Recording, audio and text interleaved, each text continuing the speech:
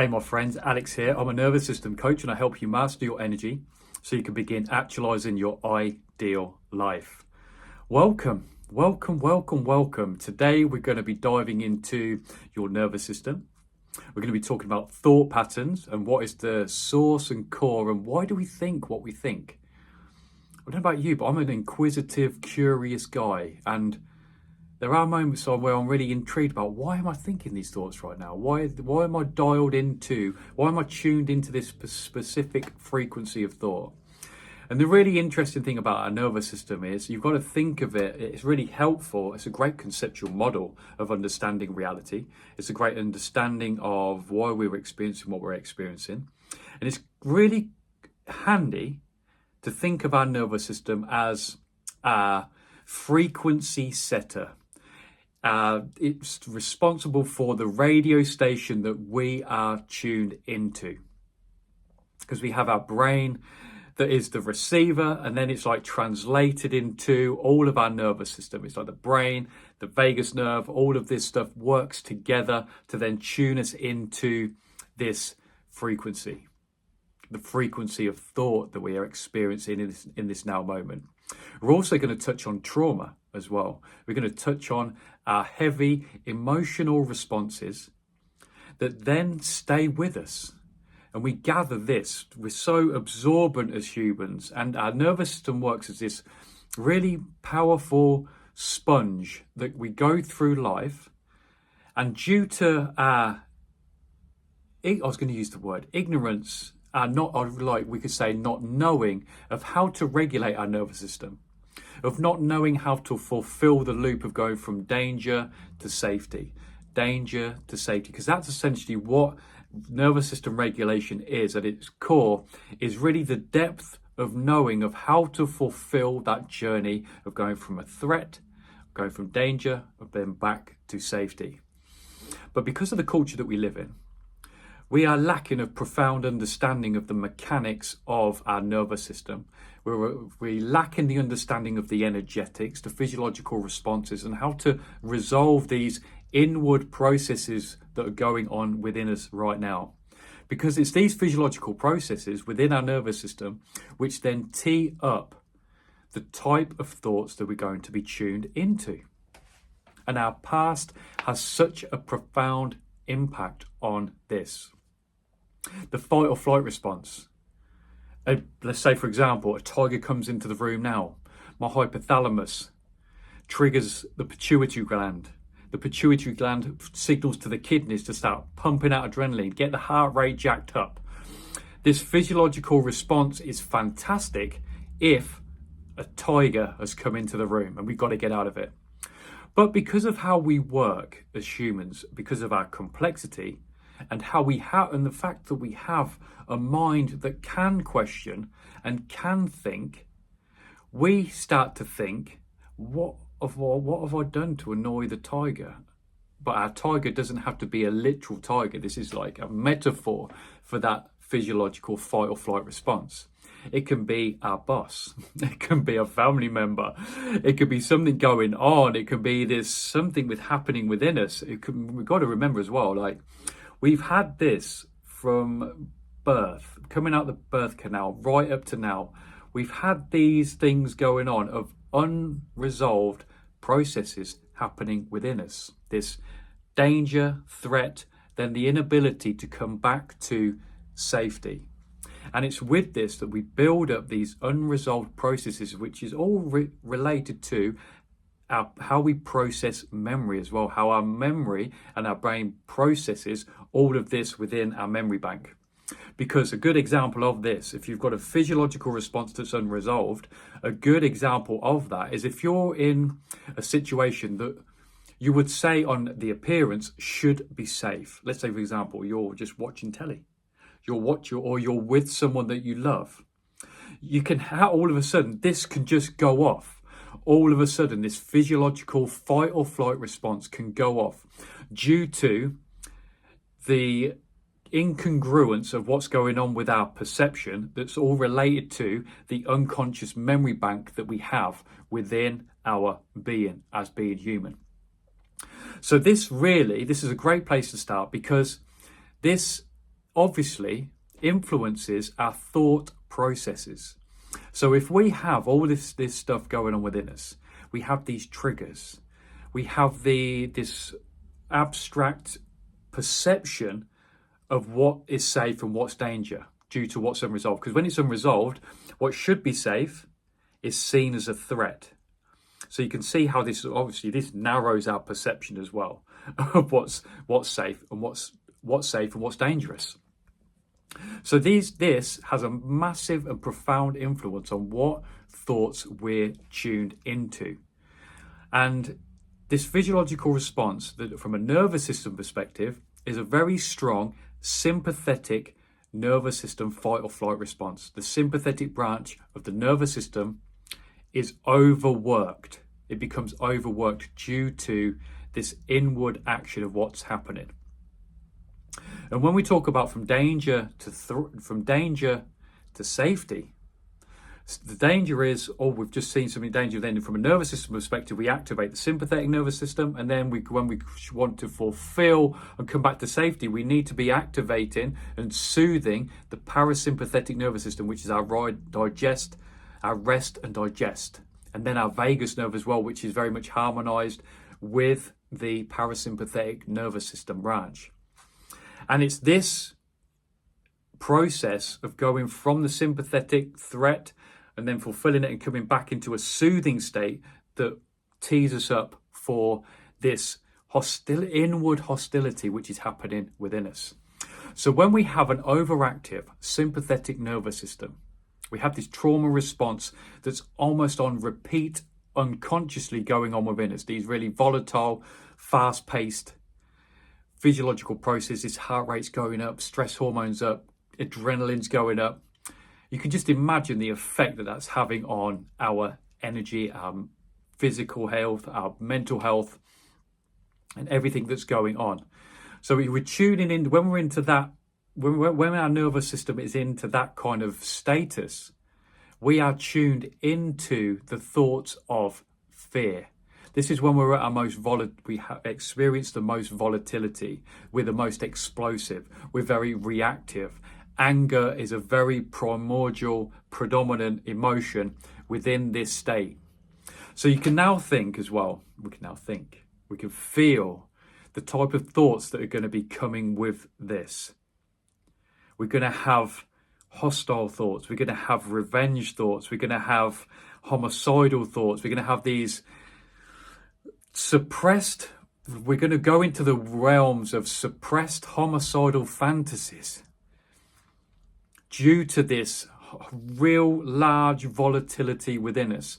And because of how we want to appear to the world, we will suppress this because we don't want to almost acknowledge that we have these thoughts going on.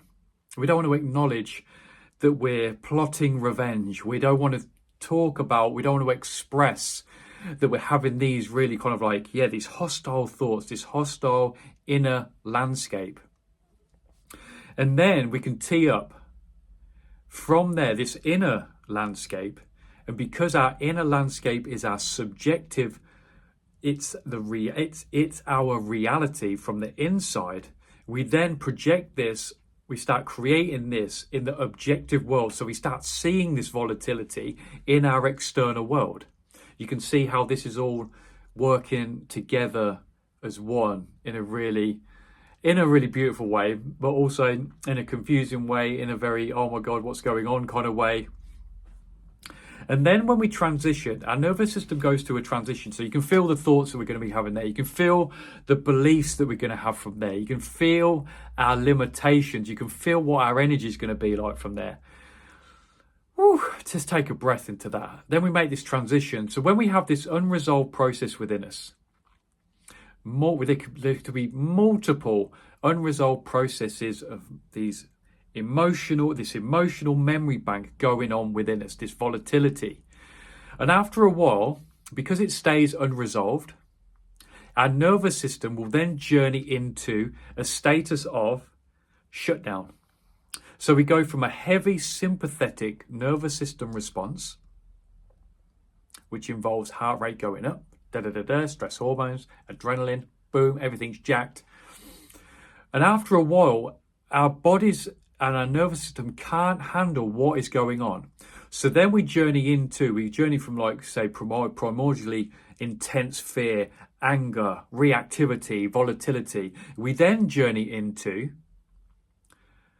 hopelessness. We then go into shutdown. Our nervous system goes into shutdown. And a great analogy of this is if the sympathetic nervous system is the accelerator of the car.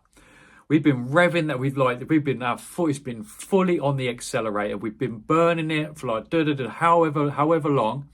Usually, by the time we get to, like, say, late 20s, mid 30s, things start to really we start to transition into a shutdown phase. So shutdown is, after a while, like our nervous system reacts to this excessive sympathetic response by then overactivating the parasympathetic rest and recovery. So we have our accelerator on full. We also have the brake on full as well. So just imagine that in a vehicle, man, just like boom, everything there will then after that, after so long, it will just go into pure shutdown. So then we journey from volatility, reactivity, anger, like expressive, like volatility. We then go into this shutdown, which is then the feeling of disassociation. We go into the feeling of emotional numbness. We become cut off and shut off. Then this is expressed within our thoughts. So we go from homicidal, angry fantasies to hopelessness. This is when we journey into a real deep sense of where we experience shame, we experience apathy, we experience these really extremely potently dense, lower vibrational thoughts. So now we're tuned into that frequency. So you can see how this evolves and changes over time to a more severe degree. But the cool thing is that when we do this, we guide ourselves naturally, and this is where our spiritual journey comes in as well, and how our nervous system is linked to this journey. Our nervous system is linked deeply to our spiritual journey. Excuse me. And then we go into a place where it's from the shutdown. It's from those moments of shutdown, from those moments of hopelessness. They are the fruitful grounds where transition and transformation happens, because there's a deep part of within us that starts calling for, really, this is not the way. Because when it comes to being in a predominantly sympathetic response, where there's adrenaline, there's heart rate getting jacked up, there's stress hormones going out, there's actually there's a secret unconscious enjoyment out of that. There's more of a thrill that comes with the sympathetic response. And that's why we love coffee. We love stimulants. We love all this stuff that jacks that up. So when we're in that, as volatile as it may be, secretly, it's the more enjoyable of the two. If we're going to break this down into like two camps. But when we go into that shutdown phase of the nervous system, it's within that shutdown of the nervous system where there's a stillness. There's a backdrop of such deep disconnectedness to our reality. And I can relate to this because I remember when I went through my breakdown in my mid-20s, late 20s, I remember being in that position. It was the first time I'd called out and I reached out for help, and I tuned into a coach, a mentor. And I remember one of the questions was, what do I want out of this experience, of this like therapy thing that's going to be happening? I was like, I just want to feel. I want to be able to feel life.